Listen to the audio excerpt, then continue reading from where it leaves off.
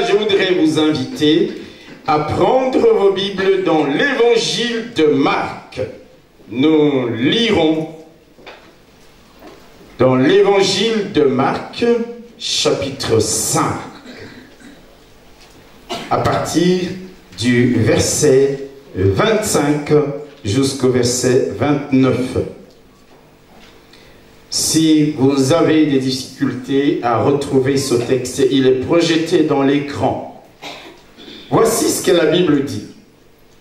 Or, il y avait une femme atteinte d'une perte des sangs depuis 12 ans. Elle avait beaucoup souffert entre les mains de plusieurs médecins. Elle avait dépensé tout ce qu'elle possédait et elle n'avait éprouvé aucun soulagement, mais était allée plutôt en empirant. Ayant entendu parler de Jésus, elle vint dans la foule par derrière et toucha son vêtement, car elle disait, « Si je puis seulement toucher ses vêtements, je serai guérie. » Au même instant, la perte des sangs s'arrêta et elle sentit dans son corps qu'elle avait été guérie de son mal. Dites Amen. Elle sentit dans son corps qu'elle avait été guérie de son mal. Ça, c'est merveilleux. Guérie de son mal. Alléluia. Amen. Alléluia. Amen. Le message de ce matin, je l'ai intitulé « Changez votre voix intérieure ». Alléluia. Amen. Changez votre voix intérieure. Dans les livres de Matthieu, au chapitre 9, verset 21, le même texte dit ceci. Cette femme disait en elle-même, au fond de son cœur, elle disait, si je puis, elle se disait à elle-même, si je puis seulement toucher son vêtement, je serai guérie. Voilà les paroles de cette femme au fond d'elle-même, en son fort intérieur. Changez votre voix intérieure. Alléluia. Alléluia. Est-ce que quelqu'un est là? Est-ce que quelqu'un ne dort pas ce matin? Vous savez, frères et sœurs, ce texte, il est connu de tous. Nous avons déjà entendu maintes fois des prédications, des enseignements, des exhortations là-dessus. Mais comme nous avons l'habitude de le dire, nous ne devons pas nous empêcher de revenir sur un texte si le Saint-Esprit nous y conduit. Vous savez pourquoi? Parce que le Saint-Esprit peut nous rappeler certaines vérités essentielles que nous avons oubliées. Ou encore, le Saint-Esprit peut nous en apprendre d'autres, la parole de Dieu étant comme un diamant à 1000 facettes. Alléluia. Ne nous laissons jamais d'entendre, parfois de réentendre les mêmes enseignements. Lorsque Paul écrivait aux Philippiens au chapitre 3e, il disait « Je ne me lasse pas, je ne me lasse point de vous écrire les mêmes choses. Et pour vous, cela est salutaire. » Laissons l'Esprit nous répéter, même plusieurs fois, les mêmes choses. Car comme dit l'auteur aux Hébreux, bien souvent nous sommes lents à comprendre. Bien souvent nous sommes lents à intégrer la vérité de la parole de Dieu. À l'école, on nous disait souvent quoi? On nous disait, la répétition, c'est quoi? C'est la mère de la science. Vous savez, on dit souvent que pour qu'un message s'imprime et porte véritablement du fruit dans les cœurs et dans la vie de quelqu'un, il faut l'avoir écouté au moins 7 fois. Nous nous écoutons juste un petit moment, parfois on est distrait. Et quand les tribulations viennent, nous sommes secoués terriblement parce que nous n'avons pas ce qui peut nous soutenir en ce moment-là. C'est pour cela qu'il faut que la parole de Dieu soit écoutée, réécoutée, les mêmes enseignements parfois, prêchés plusieurs fois pour que ça s'imprime en nous, que ça reste en nous. Alléluia. L'histoire de la femme atteinte de perte de sang. Qui ne connaît pas cette histoire, mes frères et sœurs? Qui ne connaît pas cette histoire entendue plusieurs fois? La Bible dit qu'elle souffrait depuis 12 ans d'une perte de sang. Aucun traitement de nombreux médecins qu'elle avait consultés n'avaient pu guérir cette femme. Et la Bible nous dit même qu'au fil du temps, sa situation n'avait fait que s'empirer, engloutissant peu à peu ses économies jusqu'au dernier centime, parce que cette femme était déterminée à avoir la guérison. Frères et sœurs, vous savez, quand nous sommes en bonne santé, nous ne réalisons pas toujours ce que ça veut dire que d'être en bonne santé. La grâce de Dieu. La grâce de Dieu d'être simplement en bonne santé. De vivre, d'avoir la liberté de ses mouvements, parce qu'on se porte bien. C'est une bénédiction, c'est une faveur, c'est une grâce de la part de Dieu. Alléluia. Cette femme, permettez-moi l'expression, était ruinée physiquement et ruinée financièrement. Alléluia. Un problème, on avait appelé un autre. Parce qu'à la maladie de cette femme est venu s'ajouter le manque, la pauvreté. Vous voyez, la maladie a appelé la pauvreté. Les choses sont ainsi devenues encore plus compliquées pour cette femme. À la fin, qu'au début, elle a été partout cherchant sa guérison. Frères et sœurs, vous savez, il y a dans nos vies des moments où ce genre de situations nous arrivent. C'est-à-dire quoi? C'est-à-dire un problème vient s'ajouter à un autre, et un autre à un autre. La maladie, la pauvreté. Toutes ces économies sont parties. David, quand vous lisez les Écritures, qui a vécu ce genre de situation, dit ceci dans le psaume 42. Alléluia. Dans le psaume 42, David dit ceci. Un flot appelle un autre flot au bruit de tes ondes. Quand il parle à Dieu, il dit, un flot appelle un autre flot. Toutes tes vagues et tous tes flots passent sur moi. Un flot, un problème, on appelle un autre. Une vague, on appelle un autre. Tous tes flots, toutes les vagues, passent sur moi, m'engloutissent. Problème sur problème. Épreuve après épreuve. Après, encore une autre épreuve. Et une autre épreuve encore. Cette femme a dû ressentir les choses de cette manière. Alléluia. La maladie, comme nous avons dit, a entraîné sa mise à l'écart parce qu'elle était considérée comme impure. Vous imaginez, elle est déjà marginalisée. À cause de quoi? À cause de la maladie. Le rejet ou le mépris de la part de certaines personnes. Et puis la perte de tous ses revenus. Un problème, on a entraîné un autre. Il arrive des moments, frères et sœurs, nous vivons ces genres de situations.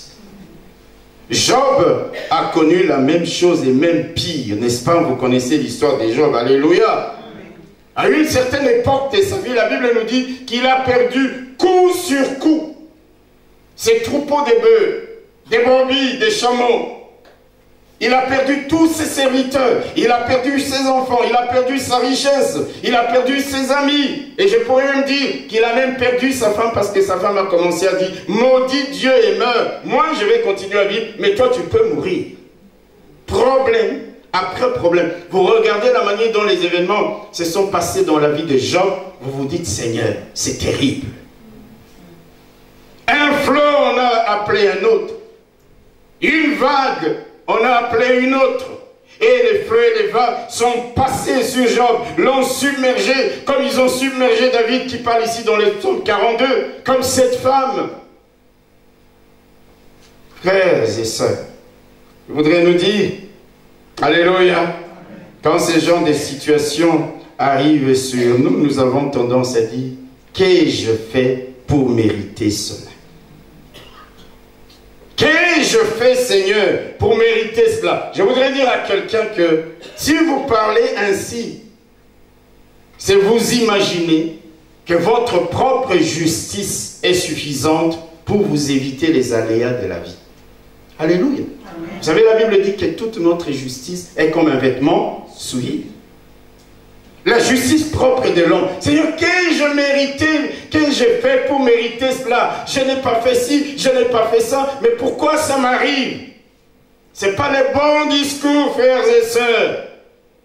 Même quand nous nous considérons justes par nous-mêmes, nous sommes sales aux yeux du Seigneur. Là, nous nous privons de la grâce de Dieu. Nous croyons que c'est à cause de nos mérites personnels que nous ne pouvons pas vivre tel événement de la vie, tel aléa, telle difficulté, telle épreuve, tel combat. Non! Ne dites pas qu'ai-je mérité. Vous savez, si Dieu pouvait te voir personnellement pour te dire pourquoi ces choses, te dit que c'est à cause de ci, de ça, tu vas trouver, Dieu peut trouver 1001 raisons pour te dire, mais tu vois. Mais ce n'est pas ainsi que Dieu agit. Alléluia. Qu'est-ce que Job avait fait pour vivre épreuve après épreuve après épreuve, ondée après ondée, flot, vague après vague, submergé, emporté? Non, il ne s'agit pas de notre propre justice. Alléluia. Qui peut nous épargner les difficultés de la vie. Ne comptons pas sur nos mérites, ne comptons pas sur nos qualifications, mais comptons plutôt sur la grâce de Dieu. Quand un flot, on appelle un autre, une vague, on appelle une autre. En nous adressant à Dieu dans la prière, nous lui disons parfois ce que David exprime dans le psaume 42. Il dit, « Pourquoi m'oublies-tu » Tu n'es jamais arrivé à ce niveau-là un jour? Seigneur, pourquoi m'oublies-tu? Alléluia. Quand vous lisez 42, psaume 42, verset 6, pourquoi t'as abattu au-dedans de mon âme? Mon âme est abattue au-dedans de moi. Pourquoi m'oublies-tu, Seigneur? Pourquoi tu m'oublies? Pourquoi dois-je marcher dans la tristesse? Pourquoi dois-je marcher sous l'oppression de l'ennemi? Pourquoi dois-je marcher tous les jours de ma vie en train de pleurer, en train de gémir? Psaume 42, verset 10, il dit, « Je dis à Dieu, mon rocher, pourquoi m'oublies-tu? Pourquoi dois-je marcher dans la tristesse sous l'oppression de l'ennemi? Mes os se brisent comme mes persécuteurs m'outragent en me disant sans cesse, où est ton Dieu? » Pourquoi m'oublies-tu, Seigneur? Tu m'as oublié? Tu m'as abandonné? Pourquoi ça m'arrive? Alléluia. Est-ce que je parle à quelqu'un? Est-ce que je parle à quelqu'un? Mon âme est abattue au-dedans de moi. Mon âme gémit au-dedans de moi. David, il dit d'ailleurs, les larmes deviennent ma nourriture. Au verset 4 du psaume 42. Il dit, mes larmes sont ma nourriture jour et nuit. Pendant qu'on me dit sans cesse, où est ton Dieu? Je ne sais pas si vous est déjà arrivé d'être sur votre couche, regardant tout ce qui se bouscule contre toi, qui te submerge, qui t'envahit. S'il ne t'est jamais arrivé de pleurer et de pleurer et de pleurer. Il dit, mes larmes sont ma nourriture, jour et nuit, frères et sœurs. Si c'est ce que tu vis actuellement, alléluia, si c'est ce que tu vis présentement, tu vois problème après problème, épreuve après épreuve, combat après combat. Je voudrais te dire une chose, même si tout espoir semble perdu, même si le ciel est fermé, même si personne ne peut t'aider, Jésus a la solution. Amen. Cette femme n'avait pu être aidé par aucun spécialiste. Mais un jour, elle a entendu parler de Jésus. Jésus n'est pas spécialiste que dans un domaine, il est spécialiste dans tous les domaines. Elle est venue vers Jésus. Et dans son récit, Luc dit, lorsque cette femme a touché les bords du vêtement de Jésus, au même instant, la perte des sangs s'est arrêtée. Waouh! 12 ans de traitement et rien. Frères et sœurs, quand les jours de Dieu arrivent, quand les temps de Dieu arrivent, des années de souffrance et d'épreuves peuvent être balayées en un instant. Au temps marqué par Dieu, Marc dit, au même instant, la perte des sangs s'arrêta et elle sentit dans son corps qu'elle était guérie de son mal. 12 ans de maladie, 12 ans de souffrance, balayés, effacés en un instant. C'est dans ce genre de situation qu'Ésaïe dit, c'est là vraiment que l'Éternel est magnifique pour nous. C'est là vraiment que l'Éternel est magnifique pour moi, pour nous. Ce matin, je prie, alléluia. Je prie Dieu cet après-midi que toute forme d'hémorragie s'arrête dans ta vie au nom de Jésus-Christ. Vous savez, il n'y a pas que les hémorragies en termes de perte de sang. L'hémorragie peut être des dépenses inutiles qui arrivent de tous côtés. Des problèmes et des problèmes qui n'en finissent pas. C'est pourquoi je prie Dieu, alléluia, qu'il balaye et qu'il te remplace des années et des années et des années de combats, des maladies, des souffrances, des servitudes, par un miracle au nom de Jésus-Christ, pour que toi aussi tu dis, c'est là véritablement que l'Éternel est magnifique pour nous. Je prie Dieu, alléluia, que les jours du miracle soient pour cette année. Amen. Soit même pour ce mois en ta faveur. Même pour cette semaine, alléluia. Même aujourd'hui, alléluia. 12 ans, il n'y a eu que souffrance.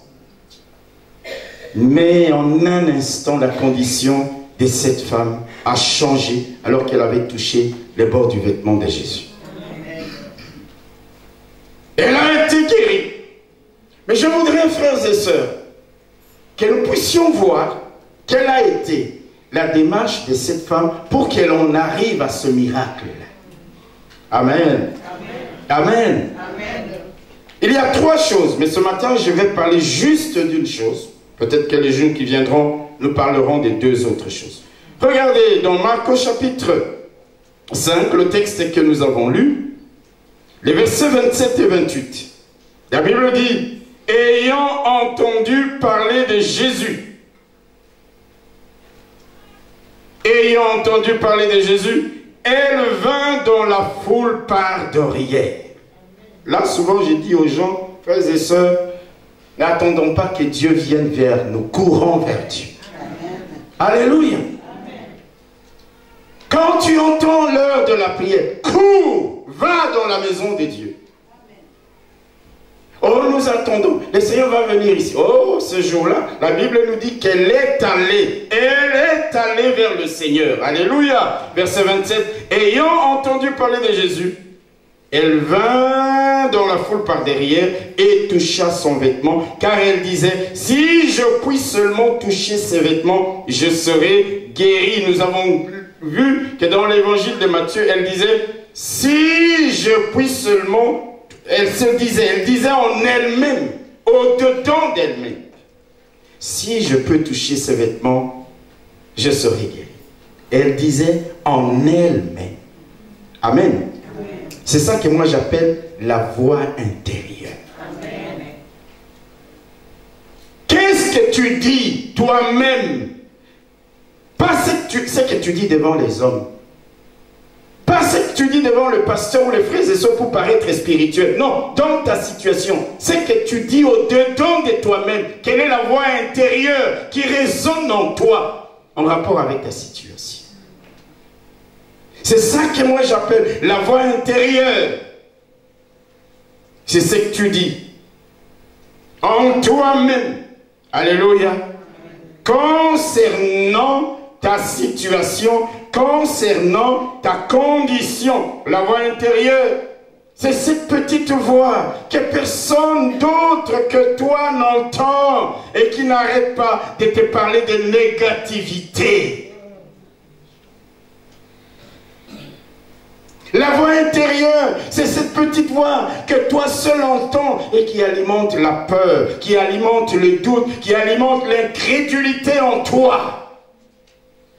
Et qui bien souvent te fait dire, c'est fichu, je suis perdu.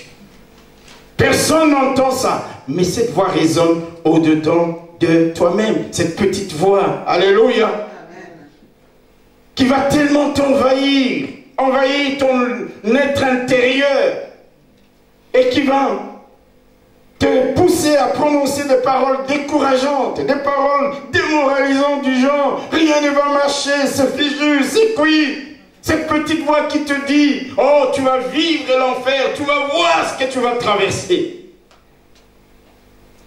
La femme a vécu 12 ans, mais quand elle entend parler de Jésus, au-dedans d'elle-même, elle se dit, si je touche le bord de ses vêtements, il n'y a pas de doute, je touche et je serai guéri. La voix intérieure.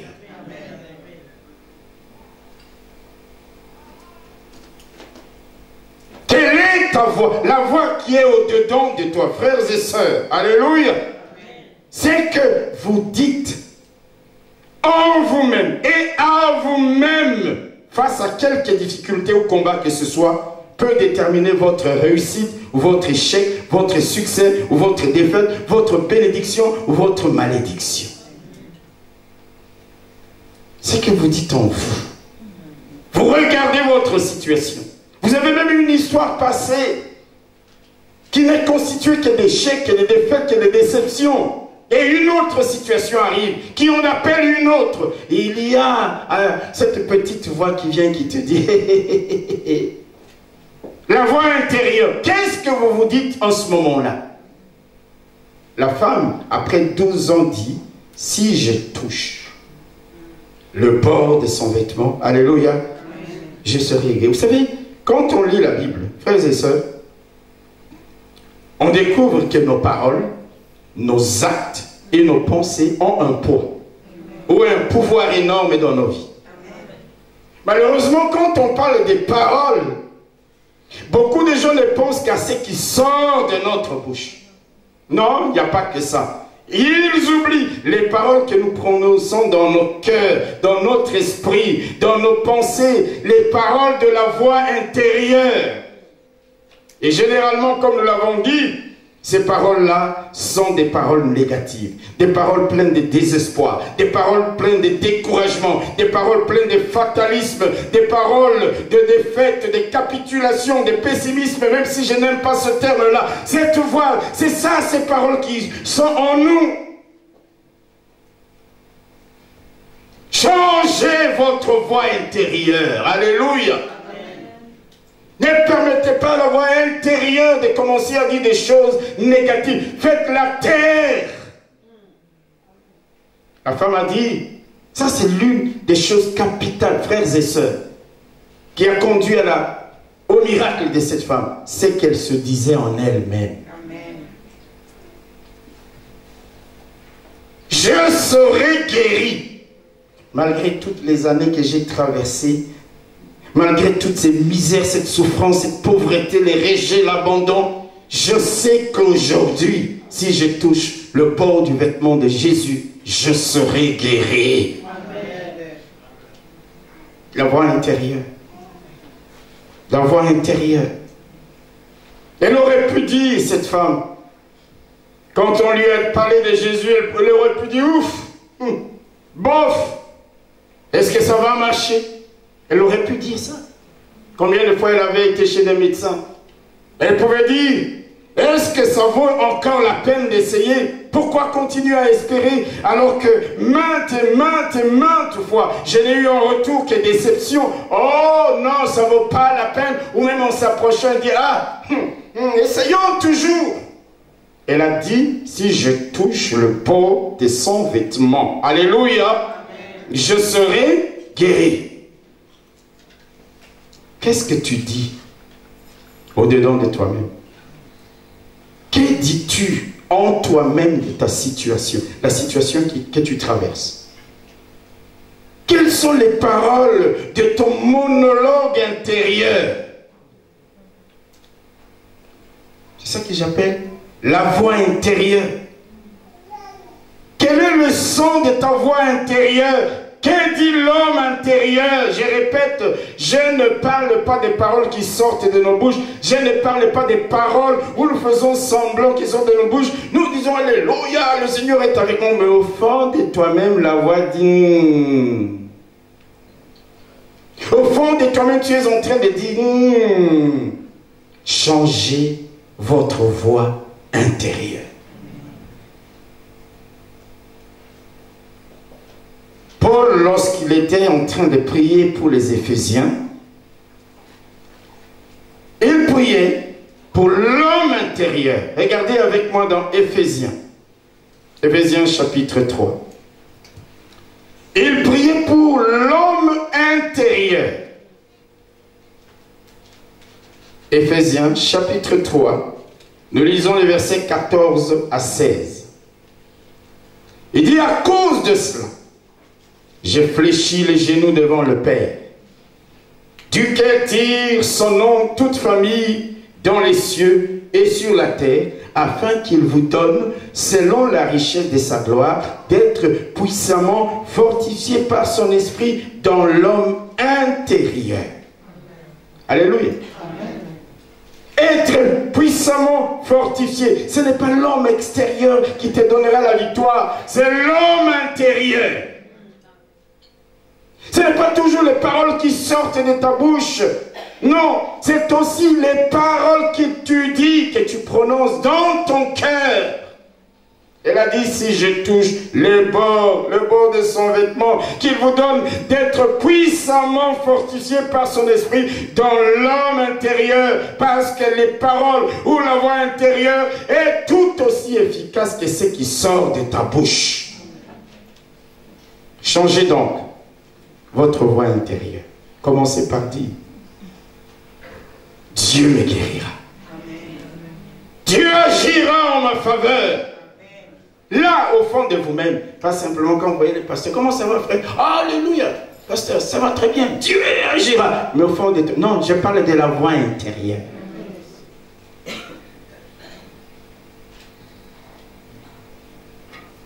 Dans quelque situation que ce soit, faites donc ceci. Remplacez les paroles négatives de votre voix intérieure par des paroles pleines de foi, par des paroles pleines d'espérance.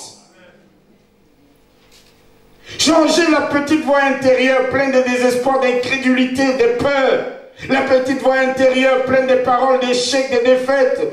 La petite voix intérieure qui parle des pires choses qui pourraient arriver. Remplace cette petite voix par des paroles d'assurance, par des paroles de foi, par des paroles d'espérance. Alléluia. Elle disait, si je touche, si je puis toucher le bord de son vêtement, je serai guéri. Si elle avait dit ça publiquement, quelqu'un lui aurait dit, après 12 ans, tu crois que c'est seulement maintenant? C'est pourquoi il y a certaines choses, déclare-les dans ton cœur. Sinon, tu auras un sapeur-pompier qui va étouffer ta foi. Vous savez que dans l'église, il y a aussi des sapeurs-pompiers. Quand quelqu'un il est zélé, il vient avec une lance, il met du dioxyde de carbone, ça étouffe son zèle. Ça étouffe la foi de quelqu'un. Alléluia. Amen. Et elle disait dans son cœur, je vais toucher le bord de son vêtement et je serai guéri. Commençons par là. La première démarche de cette femme, c'était celle-là. Elle se disait en elle-même, Regarde ta situation. Regarde ta condition. Qu'est-ce que tu dis au-dedans de toi-même? En toi-même. À toi-même, tu dis quoi? Job dit ceci au chapitre 22. Alléluia. Quelqu'un peut dire Amen? Amen. Dans le livre de Job au chapitre 22, verset 28, il y a un texte que j'aime beaucoup. En rapport avec ce que nous sommes en train de dire. Job 22, 28. Il est dit, à tes résolutions répondra le succès. Dans la version d'Arby, on dit les choses autrement. Alléluia. Alléluia. À tes résolutions répondra le succès. Darby dit, tu décideras une chose et elle te réussira. Amen. Tu décideras au-dedans de toi-même. La dame avait décidé de toucher le pan du vêtement du Seigneur. Et en son cœur, elle avait déjà vu, elle avait déjà déclaré, elle avait déjà proclamé sa guérison. Et la guérison est arrivée.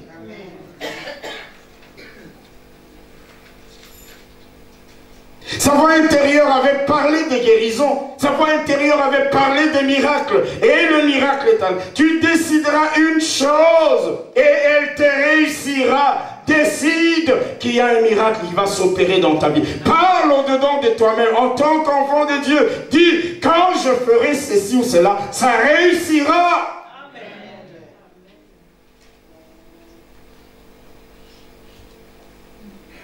Quand j'irai devant cette personne qui va m'interviewer, ça réussira. Décide en toi, dans ton cœur, au-dedans de toi-même, dans tes pensées, en des termes de guérison, en des termes de réussite, en des termes de victoire, de succès, de miracles. Au-dedans, ça commence par là. Parce que si là, au-dedans de toi, il n'y a rien d'assurance, de foi et d'espérance, tout ce que tu diras ici, la plupart du temps, alléluia, sera vain. La Bible dit, c'est en croyant du cœur et en parlant de la bouche. Amen. Il faut que les paroles de notre bouche et les paroles de la voix intérieure puissent s'harmoniser. Puissent concorder. Mais ça commence par là. Tu es convaincu. Tu crois que Dieu, qui est en face de toi, agira en ta faveur. Alléluia. Alléluia. Or, comme je le disais, quand nous regardons, la plupart du temps, la petite voix intérieure ne dit que des choses négatives. C'est pour ça que j'ai intitulé ce message « Reformate, reprogramme ta voix intérieure. Change, fais en sorte que ça change.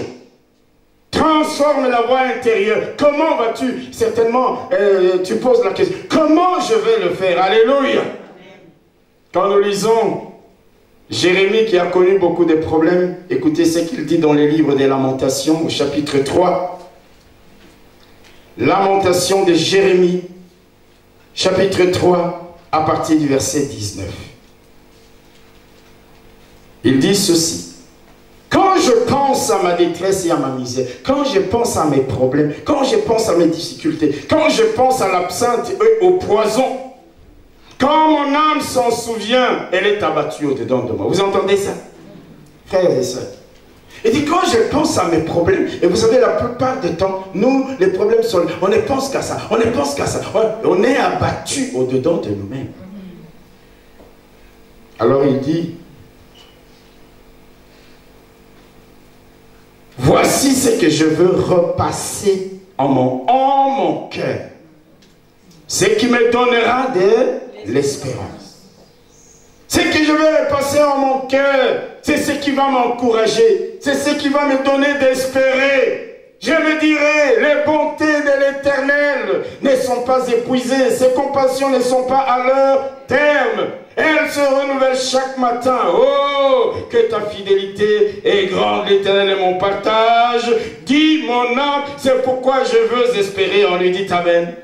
Il dit non, je ne vais pas commencer à faire passer dans mon cœur, dans mon esprit, tous les problèmes que j'ai. Ce n'est pas que je ne les vois pas, ce n'est pas que je les ai lus, que je les ignore, que je les zappe. Non, Ils sont là. Mais je ne veux pas me focaliser sur ça parce que ça va me donner d'être découragé, d'être démoralisé, d'être abattu. Ce que je vais repasser dans mon cœur, ce sont les bontés de l'Éternel. Je dirai en mon âme, oh mon âme, les bontés de l'Éternel se renouvellent. Oh mon âme, oh chaque matin, Dieu renouvelle sa grâce en ta faveur. Et là, la voix intérieure commencera à parler des choses pleines d'espérance.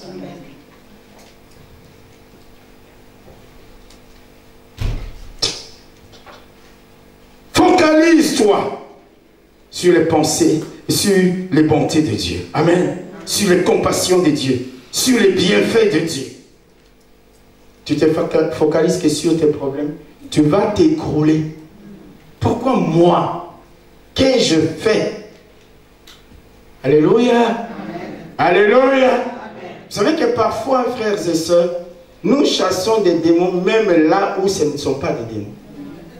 Dans l'histoire des gens, je pouvais dire, démon, je vous lis. Ce n'était pas des histoires de démons comme ça. Satan est même allé devant le Seigneur. Dieu avait un plan. Attends, vous savez, tous les plans de l'ennemi, Dieu les transforme à notre avantage. Amen. Il a ruiné, mais la Bible nous dit qu'il a reçu au double. Est-ce que je parle à quelqu'un? La voix intérieure doit dire, même si je passe par la vallée de l'ombre de la mort, alléluia, je connais mon Dieu. Je connais les bontés de Dieu. Je connais sa fidélité. Je sais qu'il se lèvera. Je sais qu'il ne va pas m'abandonner. Nous avons dit que David est quelqu'un également qui a connu ce qu'il a appelé flot après flot, vague après vague dans le psaume 42. Qu'est-ce qu'il dit? Pour que au-dedans de lui-même il soit encouragé, il se parle à lui-même, il dit, oh mon âme, pourquoi es-tu abattu au-dedans de moi-même? Espère en l'Éternel. Il parle d'espérance à lui-même, en son cœur. Tout dépend de ce que vous allez nourrir le doute ou vous allez nourrir la foi. Si vous voulez nourrir le doute pour qu'il grandisse davantage dans votre vie, pensez, rien que pensez tout le temps à vos problèmes, à vos épreuves. Mais il faut l'affaiblir, alléluia, et nourrir sa foi en pensant à la bonté de Dieu, en pensant à la puissance de Dieu, en disant au-dedans de vous-même, l'Éternel agira, en vous encourageant. C'est ce que faisait David. Il dit, pourquoi t'as battu mon âme et gémis-tu au-dedans de moi? Espère en Dieu, car je le louerai encore. Pourquoi il dit encore? Parce que je l'ai vu déjà avant et j'aurai encore l'occasion de le louer après. Amen. Il s'encourage. Encourage-toi. Que la voix intérieure s'aligne sur les promesses de Dieu, s'aligne sur la parole de Dieu. S'aligne, il dit au verset 12, pourquoi t'as battu mon âme? Il répète, et gémis-tu au-dedans de moi? Espère en Dieu, car je le louerai encore. Il est mon salut et mon Père. Alléluia. Il fait des déclarations pour s'encourager. Chasse toute pensée négative. Fais taire toute voix intérieure négative, car elle va t'enchaîner, elle va t'emprisonner, elle va te maintenir dans la peur, elle va te maintenir dans l'appréhension. Aligne ta voix intérieure sur la parole et les promesses de Dieu. Alléluia. Déclare au-dedans de toi-même ce que Dieu va faire quand tu vas t'élever. Elle a dit, si je touche les bords de son vêtement, je serai guéri. Si on te demande, qu'est-ce que tu dis de toi-même à propos de ta situation? Si je te pose la question, tu vas me dire, non pasteur, moi je crois vraiment Dieu agira. Non, je ne parle pas de ça. Je le répète, c'est qu'il y a dans ton cœur. Change ce que cette petite voix intérieure veut que tu dises. Sois convaincu au-dedans de toi-même, frères et sœurs, comme nous l'avons dit le vendredi. Vous savez, notre Dieu, alléluia, c'est un Dieu extraordinaire. Le psaume 23 nous montre quoi? Il dit, l'Éternel est mon berger. Je ne manquerai de rien. David, il déclare. Il y a une déclaration prédication. Il est mon berger. Et Jean 10 nous dit, le berger, c'est celui qui prend soin de ses brebis. Qui connaît chaque brebis par son nom. Qui ne va pas fuir devant les mercenaires, mais qui va même donner sa vie pour sa brebis. Ce psaume 23 nous donne véritablement, de voir ce que Dieu est pour nous, ce que Dieu représente pour nous. Il dit, il le fait reposer dans des verts pâturages. C'est-à-dire, il est le Dieu qui donne du repos. Tu ne vas pas t'époumoner toute ta vie, il y aura un temps de repos. Tu ne vas pas te battre toute ta vie. Il y aura un moment où le Seigneur t'accordera la victoire pour que tu sois au repos. C'est pour cela que la petite voix intérieure doit être formatée pour t'aligner sur le fait. Tu dis non, l'Éternel est mon berger. Aujourd'hui je me bats. Aujourd'hui une vague passe sur moi, une autre sur moi. Mais je sais qu'il y a un jour, ce Dieu-là me donnera le repos. Alléluia. Il dit, il me dirige près des eaux paisibles. C'est-à-dire qu'il est le Dieu qui nous donne la direction. Même quand je ne sais pas où je vais passer, il est le Dieu qui me montrera le chemin. Il restaure mon âme. Il est le Dieu de la restauration. Alléluia. Quand je marche dans la vallée de l'ombre de la mort, je ne crains aucun mal. Il est le Dieu de la protection. Je parle à quelqu'un. Alléluia. Tu dresses une table en face de mes adversaires. Il est le Dieu de la démonstration de son amour envers moi, en face de mes ennemis. Il oint ma tête d'huile. Il est le Dieu qui répandra l'onction sur ta vie, l'onction qui brise les jougs. Alléluia. Et il dit, et ma coupe déborde. Il est le Dieu de l'abondance. Même si une vague passe l'une après l'autre, il y aura le temps de ces dieux-là, de ton berger. Alléluia. Il viendra. Mais ça va aussi dépendre de ce que tu dis en toi-même. Il est le Dieu de la protection, de la restauration, de l'onction, de l'abondance, de la direction. Je parle à quelqu'un de la manifestation de son amour envers nous en face de nos ennemis. La femme, 12 ans. Et elle dit, si je touche le pan de son vêtement, ça a été la première démarche. Alléluia. Amen. Alléluia. Amen. La deuxième démarche, laissez-moi anticiper, j'y reviendrai. Comme c'était une personne qui était déclarée impure, voyez-vous, frères et sœurs, elle n'est pas venue par devant. Parce qu'elle savait que si elle vient en face, tout le monde va l'identifier et lui dire, hé madame, tu es impure, éloigne-toi. Et puis toucher le bord du vêtement de Jésus, ça veut dire quoi? Ça veut dire que tu dois t'incliner.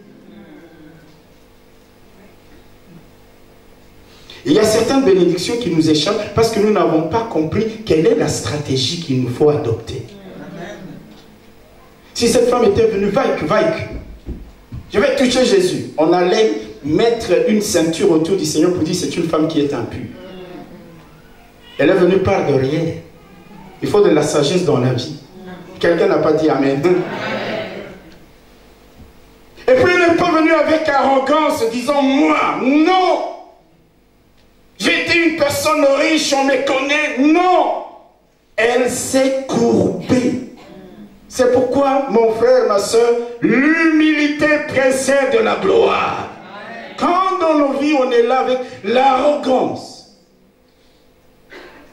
on se croit le meilleur. On va passer à côté des grandes bénédictions. Humilie-toi, abaisse-toi. Si parfois il faut ramper à 4 pattes, rampe à 4 pattes. Amen. Alléluia. Le jour où Dieu va t'élever, personne ne saura même que tu as marché à 4 pattes. Amen. Mais tu t'es abaissé. Elle n'a pas dit je vais toucher l'épaule, non, le pont, les franges de la robe du Seigneur. Mais comment peut-on toucher les franges de la robe du Seigneur si on est debout en disant je vais toucher? La main n'arrivera jamais. Il faut de l'humilité. Il faut s'abaisser. Dans nos vies, apprenons, alléluia, à nous abaisser. Apprenons à être sages. Pour nous dire comment je vais m'approcher, comment je vais faire telle ou telle chose. C'est ça qui a amené le miracle dans la vie de cette femme. Premièrement, la voix intérieure. Dites Amen. Amen. Si je touche le bord de son vêtement, je serai guéri. Peu importe le nombre d'années de ma souffrance. Peu importe. C'est pourquoi je voudrais dire à quelqu'un, il y a un jour qui va effacer toutes les années de souffrance dans ta vie. Avec ce Jésus-là que je te prêche.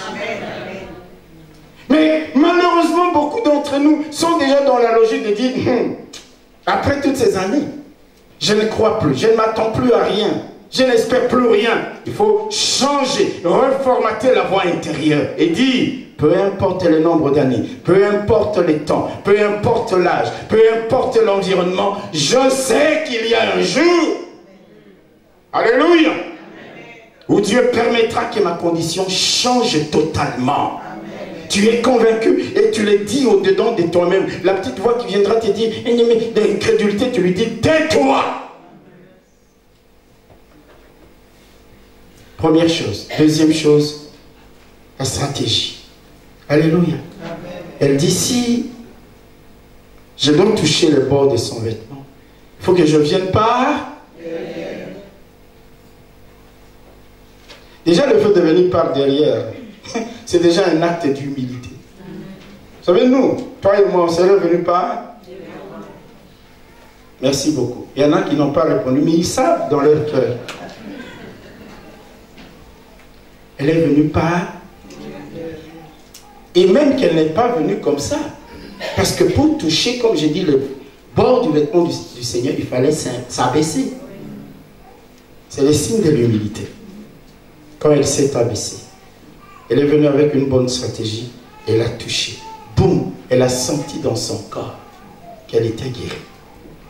Alléluia. Amen. Alléluia. Amen. Elle a senti, l'hémorragie s'est arrêtée. 12 années de souffrance qui ont entraîné le rejet et l'abandon, qui ont entraîné le manque. Elle a dépensé tous ses revenus en un instant. Elle sent l'hémorragie s'arrête, la perte de temps s'arrête, de sang s'arrête, et même le Seigneur sent qu'il y a une puissance qui est sortie de lui. Vous voyez, nous pouvons attirer à nous l'onction de Dieu lorsque nous sommes dans les bonnes dispositions des cœurs. Quelqu'un entend ça? Amen. Lorsque nous sommes dans les dispositions d'humilité, nous pouvons attirer vers nous la puissance et la gloire de Dieu.